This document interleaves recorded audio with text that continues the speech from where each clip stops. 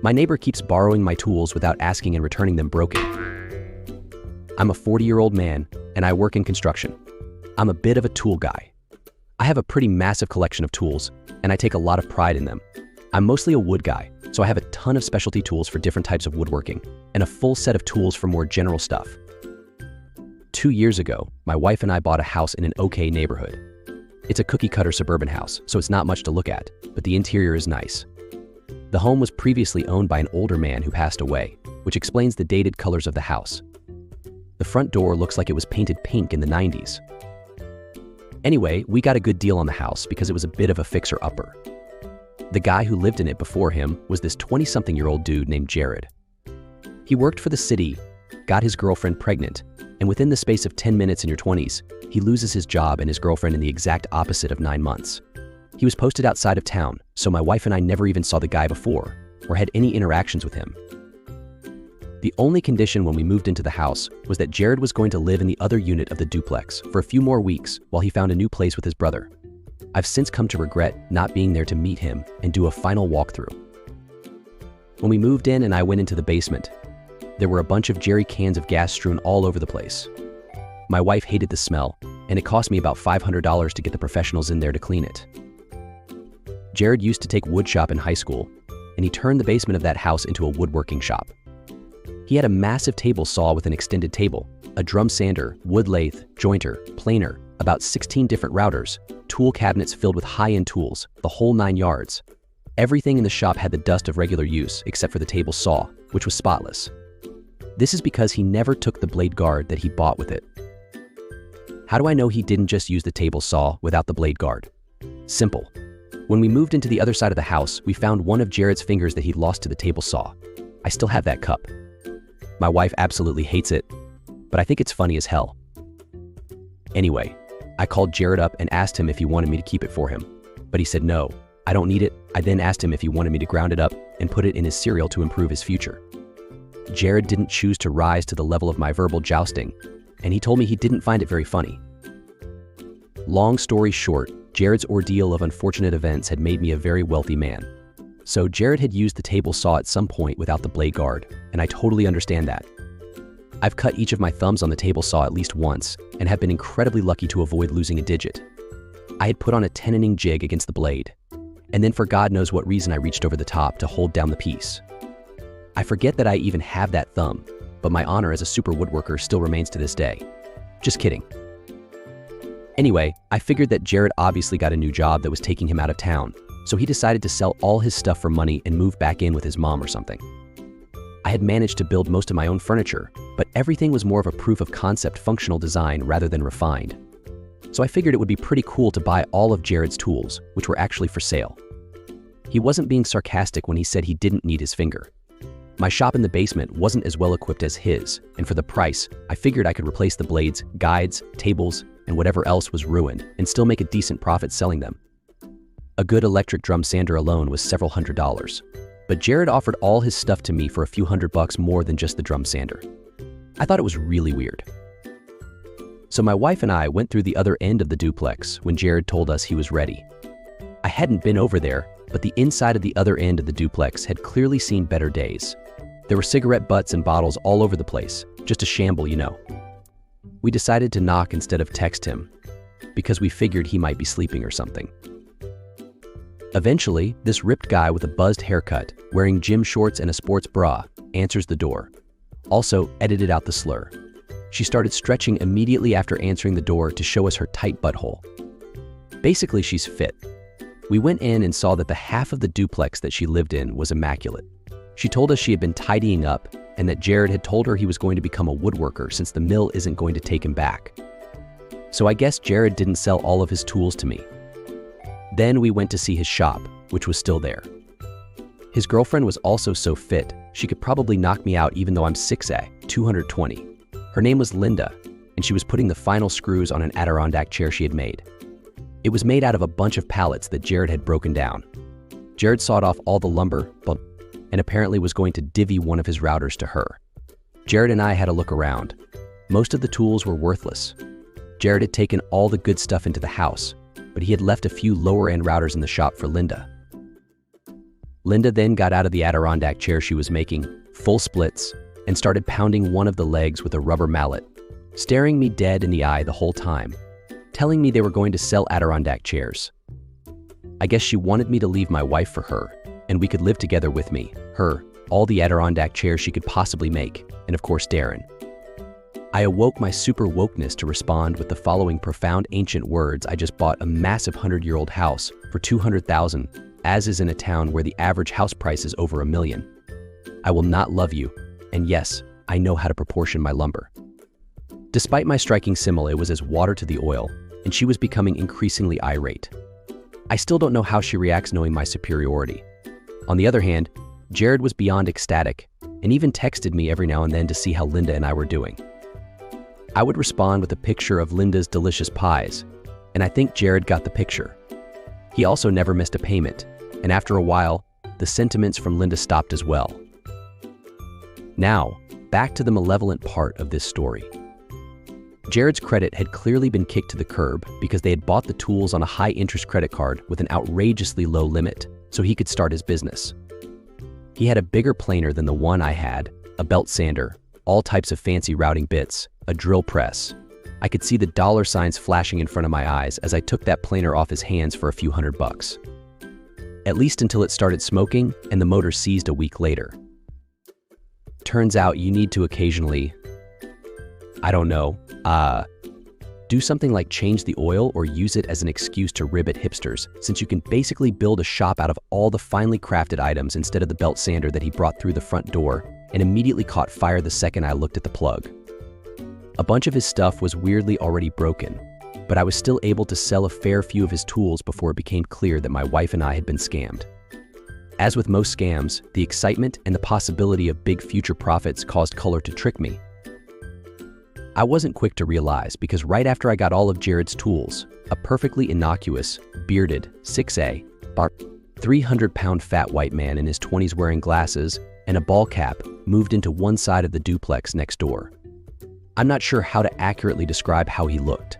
It wasn't just that he was extraordinarily average looking, but I could see him living perfectly happily in pretty much any role in human history. Perhaps except the French monarchy because of the whole fat thing. He could just walk down the street into any ancient civilization, and there he is. A unique-looking big guy with a beard wearing clothes they've never seen before. I actually remember my first interaction with the man because it was so mundane. I was moving some lumber from my truck to the basement shop, and he was unloading things from a U-Haul into the other unit of his dad's money well spent. I think so now 12-year-old daughter ran from his cab over the grass to him, and she noticed me move some plywood and another piece of lumber down from the small utility trailer I had in tow behind our SUV. He was screaming at the top of his lungs, limb to limb, jump, screaming something about the letter L. No joke.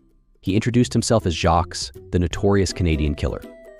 After referring to him as the metal bastard, the nickname stuck, and he wasn't angry about it. I remember that Jacques spoke with a very thick French-Canadian accent, and that my first impression of him was that he had a really short fuse. It was also incredibly difficult for me to take him seriously when he was willing to oddly argue with a 12-year-old at a frequency that would make a Ferrari blush. Jacques was basically the opposite of Jared, in that Jacques had no interest in anything that wasn't stuffed with cylindrical steel and driven by explosions that made you question whether a wizard of the blue team cast a ward of lightning on you amidst a Roberts Grove fueling station. Jacques was a welder who did a lot of work on mine sites in northern Canada, and who had managed to walk into an opportunity to do some work in our city. You see, there was a massive 2-year infrastructure budget that would be split up into smaller projects for Canadian citizens who were kind enough to reallocate a very small percentage of their income to the contemplation of higher taxes. In celebration, dozens of cones sprang up all over the city. Eager and compete in the construction Olympics, they pit their jackhammers against the toughest steel, and they test their ability to tell fellow engineers to do something inappropriate with rebar. Gold medals were only given to the most mature, those with the most perfected ability to leave the entire project for weeks at a time for no reason, only to swarm you by quoting whatever tiny part of a code they found on Google that they thought might hold water in this instance. Jack was one of these seasoned veterans, entitled not by age, but by his shoulder's ability to bench press Oakville's mortgage every day during his formative years. In his blood was not merely iron, but steel, for his ancestors had walked out of the forests of Quebec burdened by plaid, beards and a pike, and aches and a cold heart. Jacques had a reputation on the construction sites. He always showed up on time, he never complained, and he never called in sick. The folks responsible for the termination of his existence at the hand of a nail gun might want to look into joining organized, dark activities. That's all I'm allowed to say. You're going to need to look stuff up if you want to know, or I'll let you figure it out on your own. Jacques was true to his word, and he actually ended up being one of the very few tradesmen that I actually liked to work with. But as you know, when something is too good to be true, it usually is. It was around 2 weeks after we had moved in that Jacques and I had our first bit of real interaction. I was moving some heaters we had been working on that were just about finished from our driveway showing into the garage. I turned around to see a mischievous-looking raccoon advancing on them. I stomped and yelled to scare the raccoon away, but it didn't even flinch. So with no sticks or rocks around, my 2X4 was too far away. My only option was the metal breaker bar I had from my truck near the garage door, so I picked it up and started walking towards the heater, so it went on backwards. By the time I got close, 2 of the 3 elements had been thoroughly crunched to pieces, ripped through the aluminum coil, and mangled the seemingly idiot-proof fiberglass insulated wiring. Then Jacques pulled in, a scowl on his face, pounced out of his SUV, took a single look first at the raccoon, and then at me with the metal breaker bar in my hand, and he said, "No raccoon deserves the d'Iberville treatment." So let's review. Mighty grandson of a pimp called out the metal towel because he brought a breaker bar to a raccoon fight and could successfully argue that giving a raccoon a benenata was disproportionate. This distinction is as valid as the existence of dragons being goodbye. Tapping out for whiskey and popcorn. To this day, I still haven't learned why Jacques refused to fight raccoons. Later, after working with him for a few months, I even tested him during one of our breaks. But no matter what I said, I just couldn't get a response out of him, which made his confrontation years earlier even wilder. We exchanged numbers so that if I needed a fabricator, there was one in town, or if he needed a bespoke piece of woodwork done, I was his guy. 5 days after I moved all of mine and half of Jared's tools into the basement, Jacques called me up saying he needed to borrow a torque wrench from me. It sounded like something that would be easily forgotten, but Jacques just seemed too meticulous to willingly let that happen. I thought he just needed to do something quick and couldn't be bothered to go out on rent one. This did happen a few times between us. After all, when you work hands-on jobs, you're always so involved in the repair and modification of different machinery, and something as simple as torque measurements can be forgotten or tools just misplaced. I didn't think much of it, but what I didn't know was that my tools and his tools both lived in that guy's hell of a guy, Mechanical Jesus, the honorable resident Kyle's dad. How many rounds does it take? I dropped that job for another one on the same block, because of course it had to be.